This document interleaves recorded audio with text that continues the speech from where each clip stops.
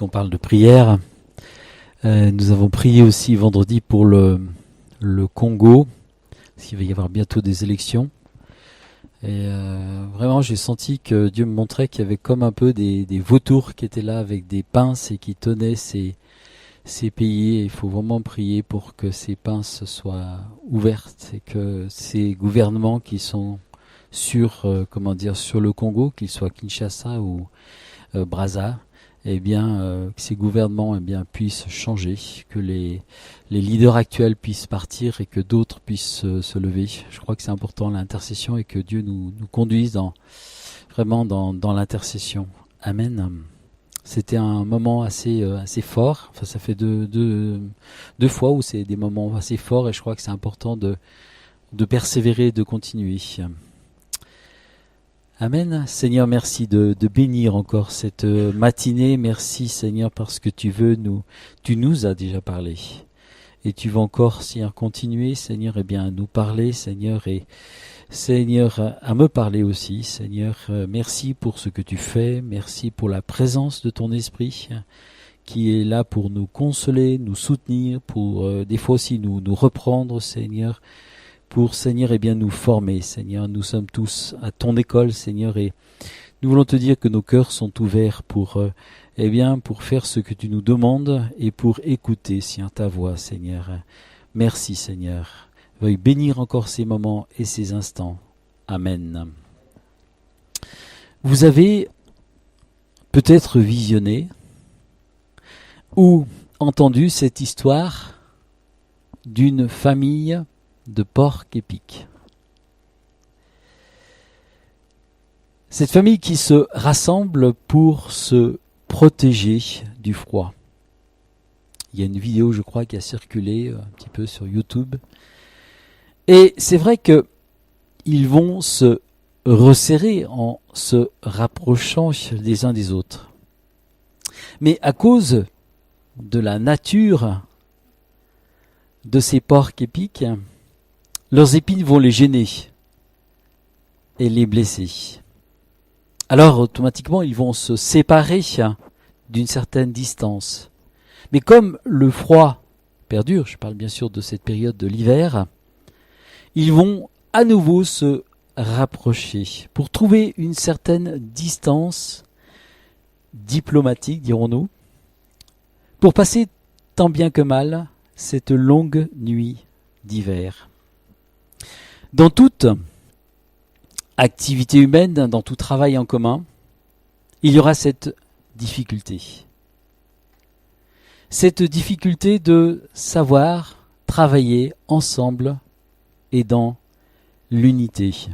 Et je bénis Dieu pour nous ne sommes pas concertés du tout, ce qu'a dit Jérôme, mais j'avais ça très fort sur mon cœur, je l'ai reçu hier. L'unité n'est pas simple à acquérir. Elle n'est pas simple à maintenir. Elle n'est pas simple à développer. Nous vivons d'ailleurs dans l'Église une façon, comment est construite l'Église, qui peut être différent d'autres églises où il y a, je le dis, un pasteur qui chapeaute tout, qui dirige tout. Moi, j'ai voulu autrement. Et c'est pas facile pour moi, c'est pas facile aussi pour les autres, parce que même si j'ai une habitude quand même à déléguer, je suis des fois un peu tentant et on me dit attends, oula, lâche et laisse-nous, fais-nous confiance. L'unité que Dieu désire dans un couple, un groupe de maison, une équipe de service, une église, c'est pas une survie. On n'est pas appelé à survivre. Des fois, dans une équipe de travail, on survit parce que les tensions sont là et que c'est difficile là. Mais je crois qu'on est appelé au contraire à vivre la vie abondante et puissante afin que cette unité soit un vrai témoignage. Et que cela fasse envie aux autres et que cela touche les cœurs incrédules. Parce que ce qui est impossible aux hommes est possible à Dieu. Et on va le voir après. Jésus choisit 12 hommes, 12 disciples après une nuit de prière. Et quand on regarde les évangiles, mais on pourrait se dire, mais il s'est trompé. On pourrait se dire, mais pourquoi il a choisi telle ou telle personne. Il choisit en premier 2 fratries, André et Pierre, et ensuite Jacques et Jean. Mais c'était périlleux de choisir 2 fratries ensemble, parce que tôt ou tard, il y allait avoir des difficultés par rapport à cela.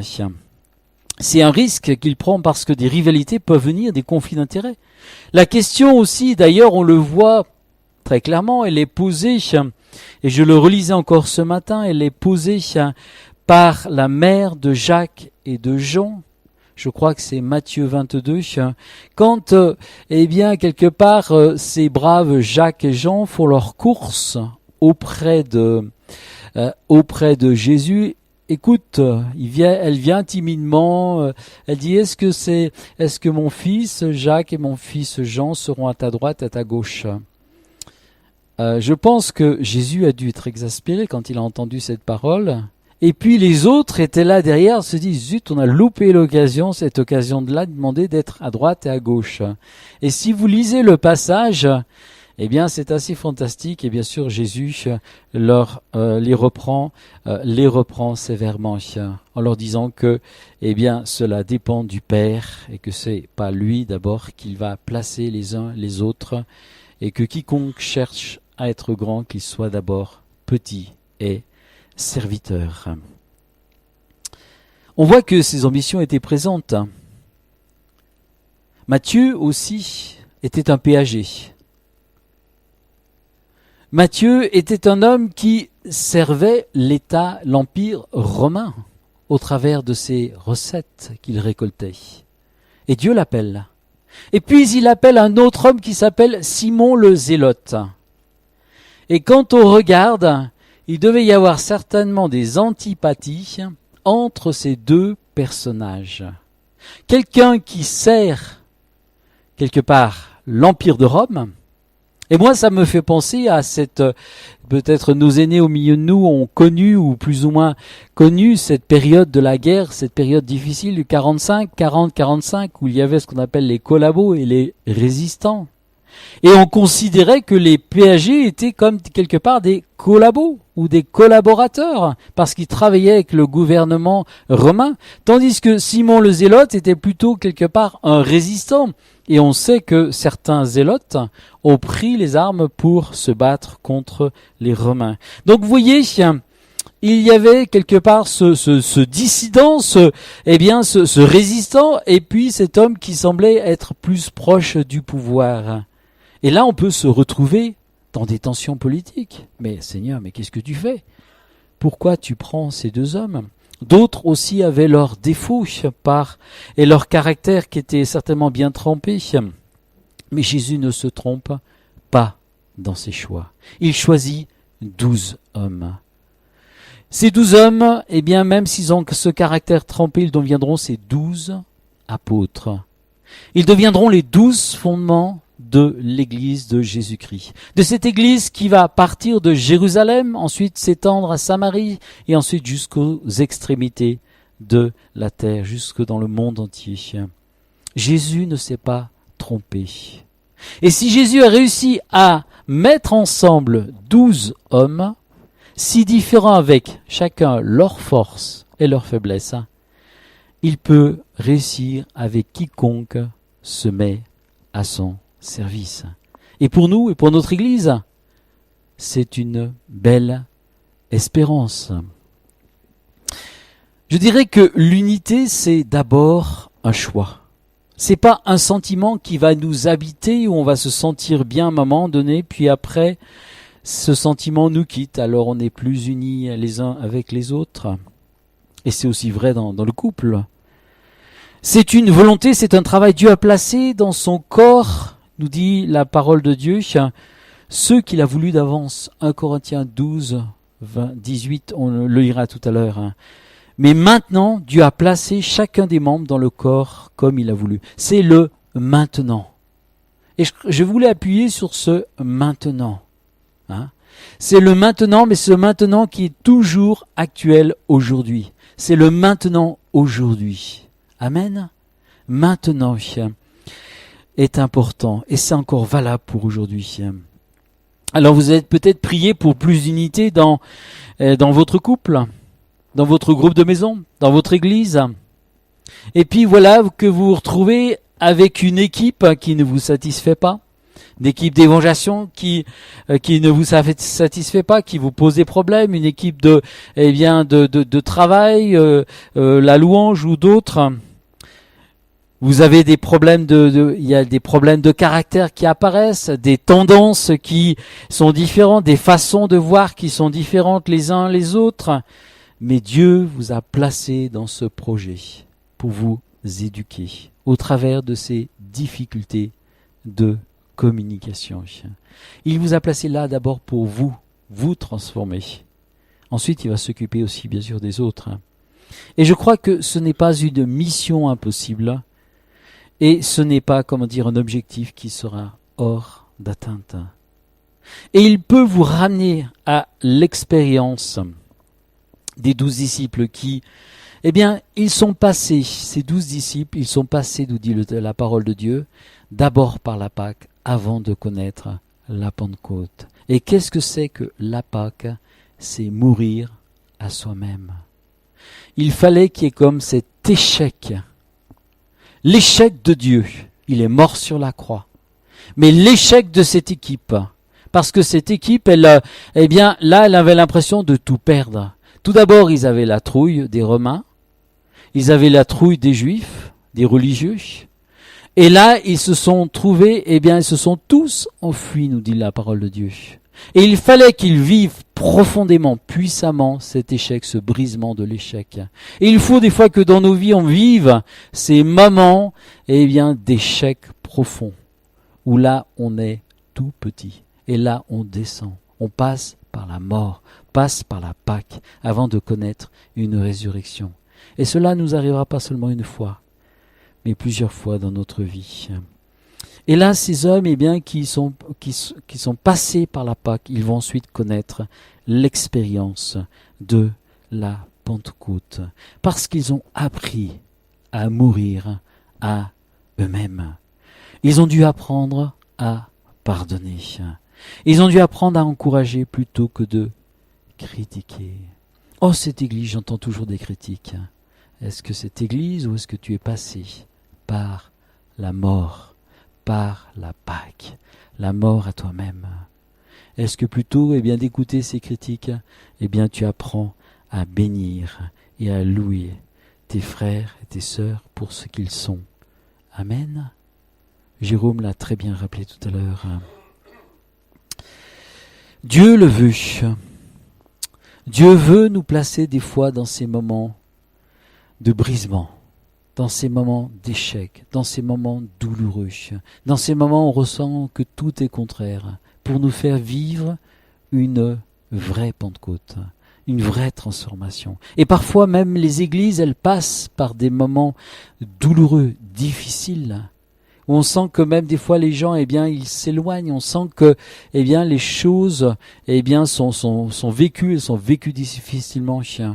Il faut passer par la croix avant de connaître la résurrection de la Pentecôte, la puissance de la Pentecôte. Et après, au lieu de critiquer, on va être là pour encourager. Au lieu de chercher peut-être ce qui ne va pas chez les autres, on va les bénir. C'est ça l'esprit de la Pentecôte. C'est ça l'esprit dont étaient animés ces disciples qui sont sortis de cette chambre haute. Ils avaient changé de regard, changé de vision, changé de pensée, changé de mentalité. Et ils étaient prêts à conquérir le monde. Oui pour l'évangélisation, mais oui aussi pour un profond changement. Amen. Avant d'être vraiment efficace dans l'œuvre de Dieu. Amen. Si Dieu a utilisé Pierre et Jean, qui étaient tellement différents de caractère. Pierre, c'était un sanguin. Pierre, c'était un bouillant. Jean, c'était plutôt quelqu'un d'introverti.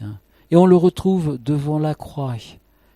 Là, à un moment donné, ils vont au tombeau, Pierre, il fonce, il rentre dans le tombeau, et Jean, il s'arrête devant. Et je pense qu'il y avait du respect C'était deux caractères complètement différents. À un moment donné, Jésus marche sur l'eau.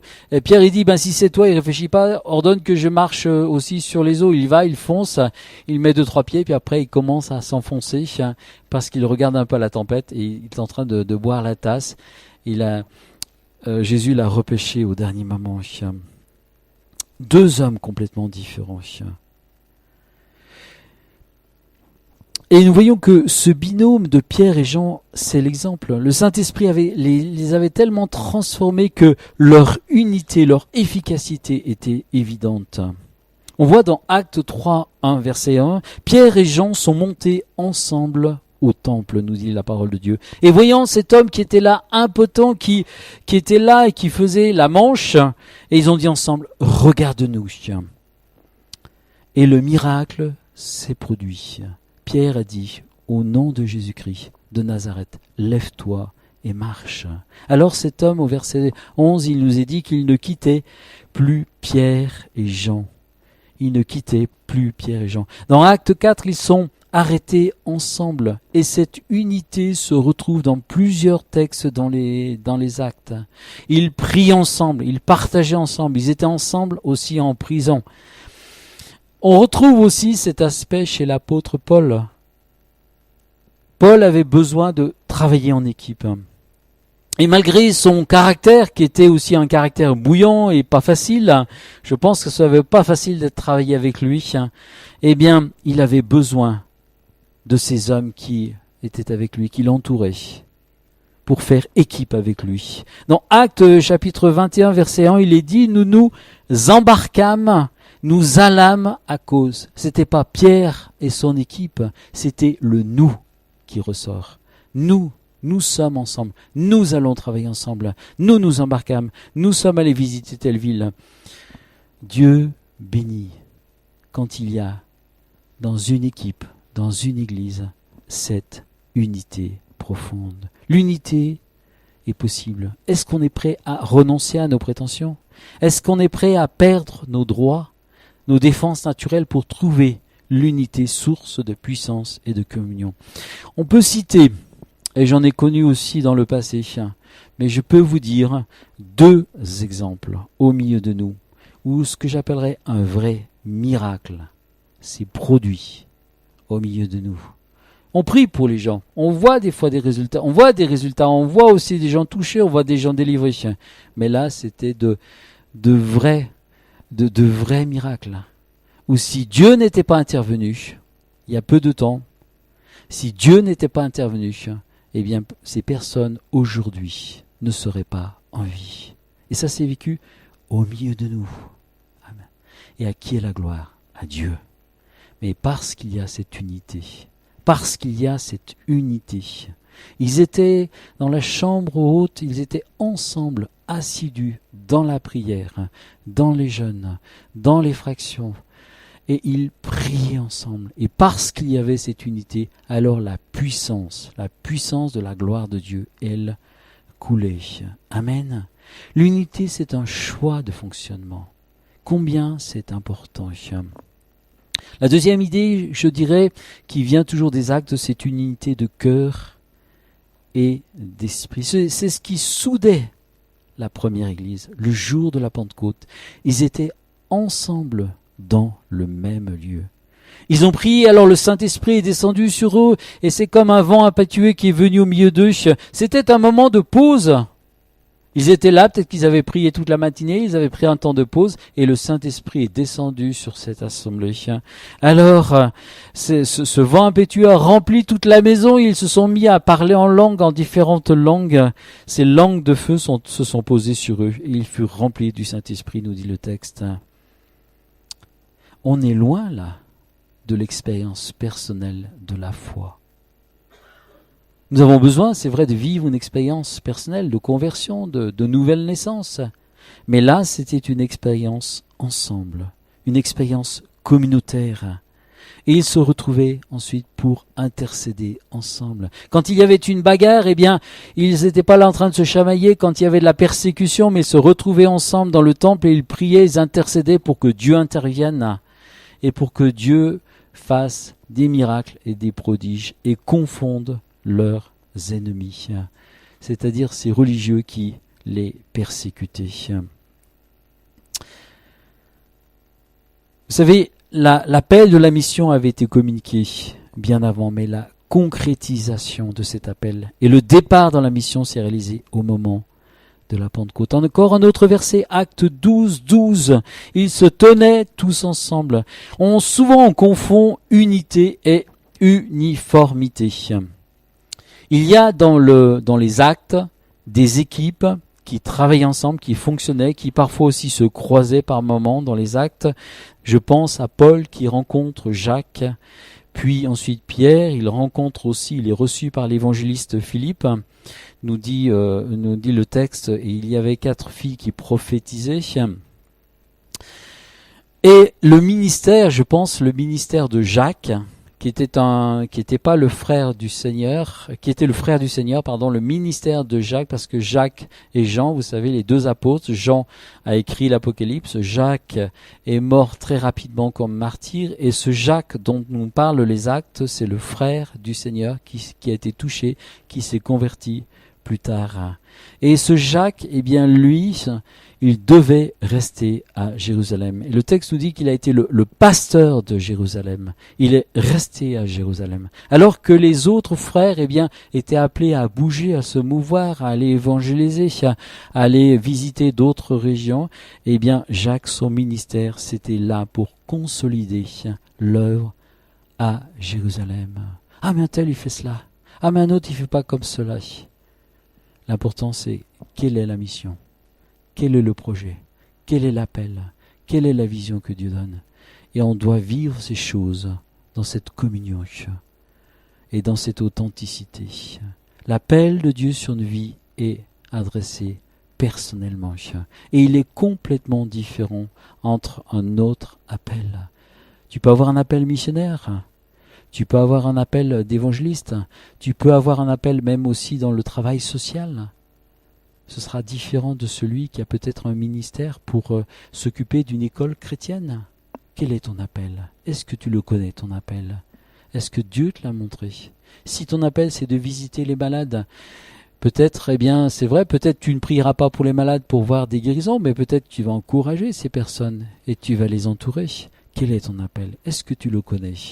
Est-ce que tu l'as découvert ou est-ce que tu veux le découvrir? Amen. Les appels sont différents, les exigences aussi. Et je crois qu'on ne peut pas reproduire et imiter ce que l'un ou l'autre font.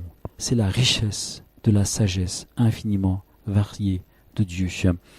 L'unité aussi, c'est un peu la troisième idée. Je vais juste lire le texte parce que Jérôme en a parlé. C'est dans 1 Corinthiens chapitre 12, 14, 27 et je crois que c'est important qu'on le lise. Il est parlé du corps. Il y a eu un livre fantastique qui a été écrit justement sur le corps de Christ. Vous êtes le corps de Christ. Et il y a ce livre qui fait la relation entre le corps humain et le corps spirituel. Dans notre corps, il y a une harmonie. Dans notre corps, il y a tout pour quelque part on se défende contre les agressions. Il y a les lymphocytes tueurs, il y a toutes ces défenses qui sont là. Notre peau nous protège aussi des agressions extérieures. Et tout cela compte. Et si Dieu nous a constitués ainsi, c'est qu'il avait un but. Et parfois, on ne le comprend pas toujours. Et je crois que c'est important de comprendre, d'avoir cette notion du corps. Même dira l'apôtre Paul, les membres qu'on considère les moins honnêtes, Dieu les a placés pour un but. Amen.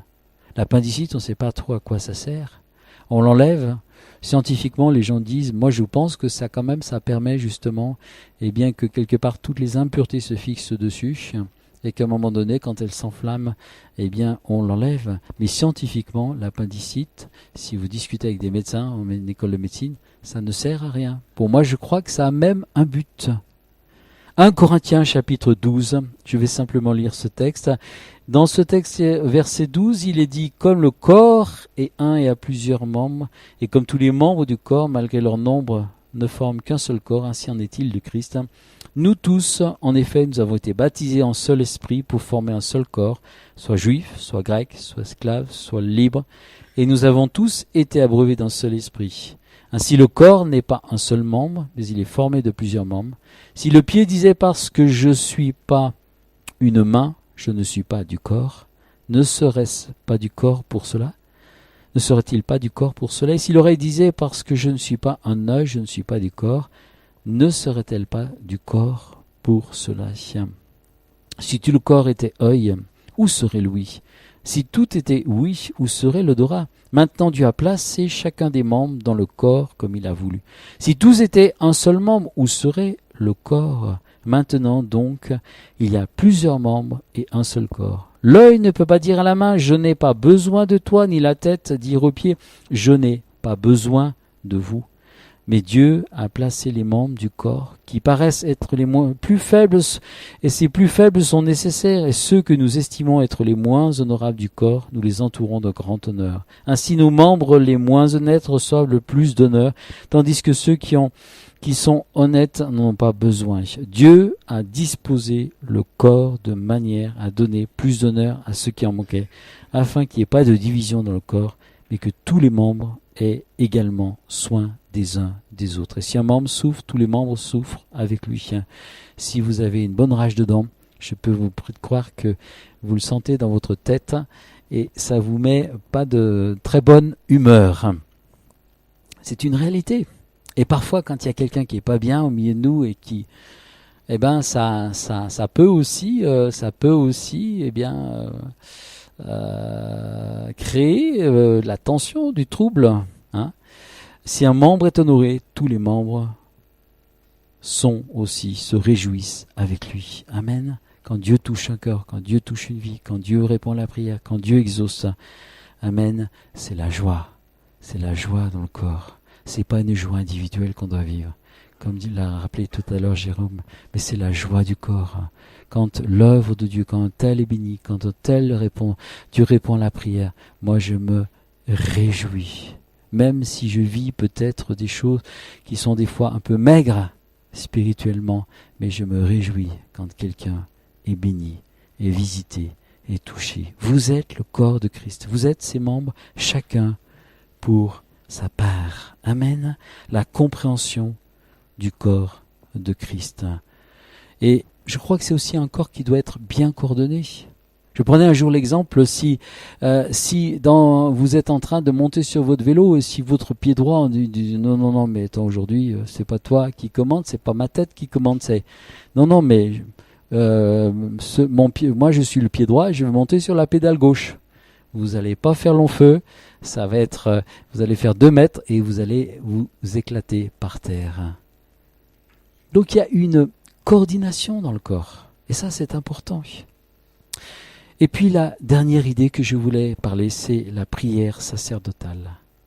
Cette prière que faisait Jésus avant son départ. Jean 17, 20 à 21. Jean 17, 20 à 21.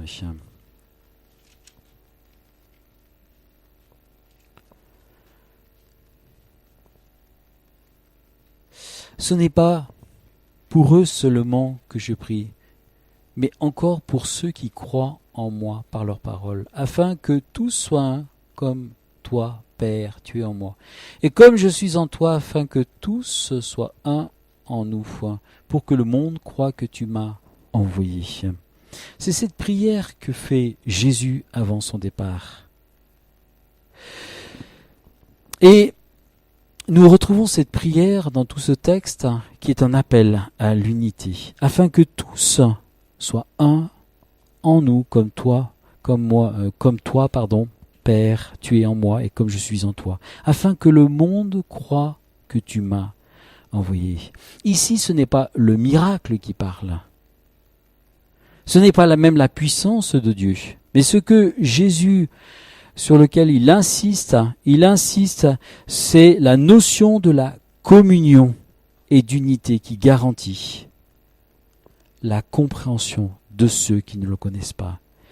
Jésus, d'ailleurs, l'a rappelé un tout petit peu avant, dans Jean 13, versets 34 à 35, il dit « Comme je vous ai aimé, vous aussi, aimez-vous les uns les autres. » Les gens reconnaîtront, au travers de cet amour exprimé, l'amour de Dieu.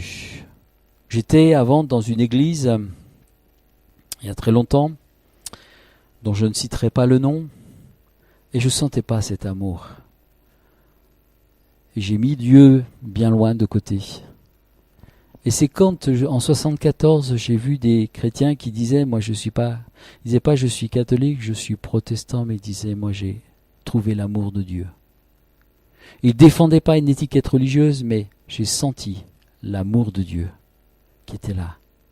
Et il y avait des miracles, il y avait des gens touchés. Il y avait ce prêtre catholique qui dit, ça fait 50 ans que je prêche l'évangile et c'est seulement maintenant que je le comprends. Et tous ces témoignages vibraient au fond de moi, parce que je sentais là quelque chose d'authentique.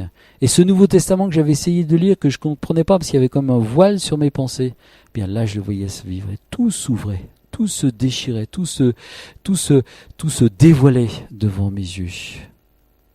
Ce que j'avais cherché honnêtement étant jeune, dans une religion, la religion de mes parents, eh bien là je découvrais, non pas une religion, mais quelque chose de vécu. Et des gens qui étaient authentiques. Et ça sert...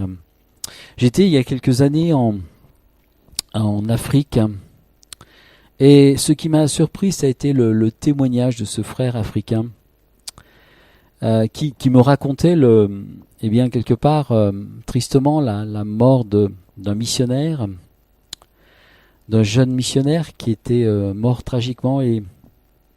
Et ce frère, ce jeune missionnaire, avait souvent parlé de cette unité. Et ce frère africain disait, il avait un sentiment de malaise, il se dit, mais on n'a pas écouté ce que ce jeune missionnaire disait. Il portait un peu quelque part la culpabilité. Et vous savez, les Africains sont très sensibles à ces choses-là. Nous, on entend, mais on oublie. Mais ils sont très sensibles. Et lui, il avait comme quelque part un peu cette impression que, eh bien, cette mort un peu prématurée, accidentelle, c'était comme si, eh bien, il y avait eu cette tension qui était là, qui était dans ces équipes d'apôtres, de pasteurs, et qui fait que, eh bien, quelque part, le diable a pu entrer et provoquer cela. Je ne sais pas si c'est vrai, mais ce que j'ai vraiment ressenti, c'est cette peine qu'il ressentait par rapport à ce message qui finalement n'avait pas pu être vécu dans ces équipes de frères. Et puis un autre témoignage d'un frère que j'ai accompagné à la fin de vie, c'était un ancien d'une autre église, et souvent le message qu'il aimait prêcher, c'était justement sur Jean 17. Et au moment de un peu la fin de sa vie, il me dit, lis-moi ce passage de Jean 17. Quand après nous avons dû faire cette oraison funèbre et parler avec lui, et sa fille m'a dit, mais écoute, je veux absolument que tu dises quelque chose sur Jean 17. Et ça a été un peu le sujet, mon message. Tellement, je crois que cet homme portait une sorte de douleur en lui. Parce que ce message d'unité que prêchait Jésus, eh bien, il avait tellement souffert parce qu'il n'avait pas pu parce que cette église n'avait pas pu le vivre vraiment, profondément. Et pour lui, c'était sans cesse un message qui revenait. Quelque chose une souffrance qui sortait de son cœur, une sorte d'intercession, de prière qui montait devant Dieu pour que cette unité se réalise. L'unité, c'est un défi, c'est un choix. J'aimais beaucoup ce frère parce que je trouvais qu'il avait une grande valeur devant Dieu. L'unité, c'est un choix, c'est un défi. Elle nécessite de faire passer par la croix nos propres ambitions, nos propres prétentions. Et avant de vivre la Pentecôte, il faut, je crois, connaître cette Pâque, cette mort à soi-même. L'unité, c'est bien sûr la compréhension du corps de Christ. Et c'est aussi le message.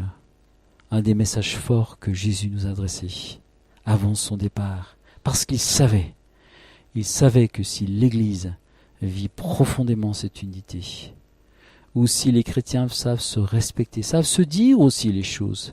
L'unité, c'est pas l'hypocrisie. Quand on voit Pierre et l'apôtre Paul, à un moment donné, Paul a repris sévèrement l'apôtre Pierre, qui était un grand apôtre. Il l'a repris à cause de son hypocrisie.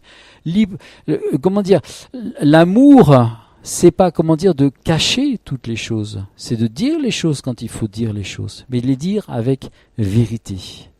Amen. De les dire avec vérité. L'unité, c'est un grand défi.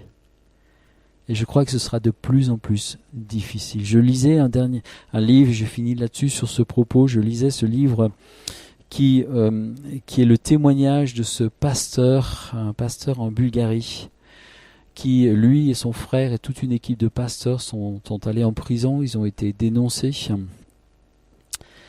Et combien le diable a essayé de pénétrer dans les églises, de mettre la pression, de s'imposer dans l'église pour justement détruire, diviser, et pour créer la cacophonie.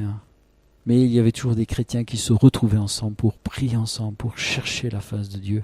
C'est un vieux témoignage, puisque le frère, je crois qu'il est sorti dans les années 65, mais quel témoignage de souffrance cet homme a vécu, mais aussi de protection, de bénédiction, de gloire de Dieu. Combien c'est important l'unité. Amen. Je voudrais que on puisse rechanter ce chant écoute. Écoute. Qu'on puisse vraiment écouter. Écouter ce que Dieu veut nous dire. Écoutez parce que peut-être le Saint-Esprit veut nous rappeler certaines choses. Et nous dire peut-être, là-dessus c'est vrai, nous n'avons pas vraiment obéi sur tel ou tel domaine. Parfois nous avons parlé trop vite sur un tel et sur un tel, nous avons donné nos propres, donner nos propres appréciations, et je crois que c'est important. Qu'est-ce que Dieu veut me dire? Est-ce qu'on sait l'écouter? Est-ce que je veux vivre vraiment cette unité de cœur et d'esprit? On peut être unis et pas toujours être à côté de l'un de l'autre. Ces hommes étaient ces ministères étaient unis de cœur et d'esprit, comme je l'ai dit tout à l'heure. Mais ils voyageaient, ils étaient des fois au loin. Mais il y avait cette vraie unité, cette vraie profondeur dans l'esprit. Une unité de cœur et d'esprit où ils ne se jalousaient pas, mais ils se réjouissaient de tout ce que Dieu faisait dans leur ministère, dans leur vie. Amen. Amen. Je prie, Seigneur, merci de parler à nos cœurs, peut-être de toucher notre esprit en profondeur, que l'on puisse vraiment se remettre en question devant toi. Pardonne toutes les fois où notre langue a dérapé, Seigneur, où notre langue n'a pas été un instrument de paix, de bénédiction, Seigneur, d'exhortation, mais plutôt, Seigneur, de répandre parfois des mauvaises choses, de la calomnie ou des propos qui n'étaient pas justes. Seigneur, nous venons devant toi, Seigneur, et nous voulons te demander pardon, et viens purifier nos cœurs, nos vies. Viens purifier, Seigneur, dans cette église aussi, que de plus en plus on sente, Seigneur, cette chaleur de l'esprit, cette onction de l'esprit, cette unité de cœur et d'esprit, Seigneur. Cette authenticité aussi, Seigneur. Seigneur, Père, fais taire les calomnies, fais taire les critiques, fais taire, Seigneur, tout ce qui est, pour que vraiment, Seigneur, qu'on puisse passer par la croix, pour que vraiment Christ puisse paraître au milieu de nous, au nom de Jésus. Amen.